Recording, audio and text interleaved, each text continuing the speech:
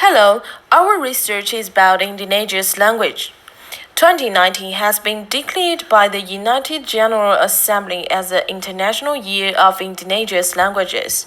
According to the record, more than 215 indigenous Australian languages, including 800 dialectal varieties, were spoken on the continent at the time of European settlement in 1788.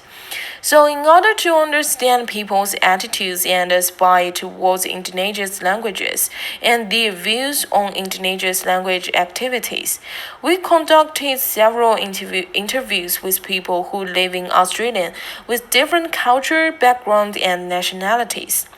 We interviewed 5 people. Sandy is a Hong Kong native who grew up in Australia and now works in Australia. Wei Chen Liu is an international student of UTS who comes from Hong Kong. Joseph is an American who now works for Salesforce. Tino is an Australian-born Chinese who speaks English, Cantonese, and Mandarin. Hannah is a Chinese who grew up in Taiwan and is now a veterinarian in Australia. Through interviews with them, we found that people generally believe that language and culture are inseparable individuals. And Joseph also mentioned that language is a symbol of national identity. As a multicultural country, Australia's indigenous language should be protected. When asked what would help people use indigenous languages, almost all mentioned the importance of education, followed by media, technology, and community resources. Support was also expressed for the diversity of indigenous language activities. As Joseph said, all languages are equally of value and importance. Interestingly, the lack of media coverage, technical support, and lack of community resources were also identified as challenges that indigenous language activities were facing. Even Tino mentions racism and other ongoing issues as a hindrance to indigenous language activities. Most important of all is that 3 interviewees mentioned Aboriginal and Torres Strait Islander people communicate through storytelling. Activities connected to this would be meaningful and educational. There are also some music and movies about the indigenous language that will arouse their interest and attention.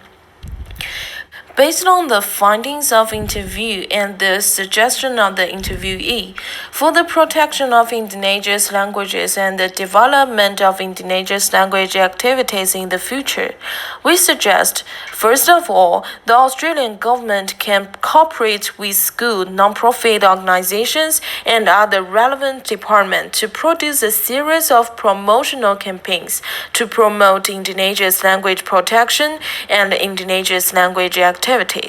As the interviewee mentioned that music and films about indigenous languages and relevant information from social media platforms might arouse people's interest and attention.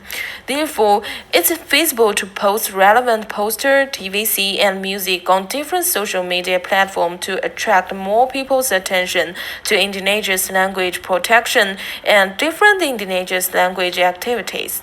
Second, indigenous language activities can start with culture and art.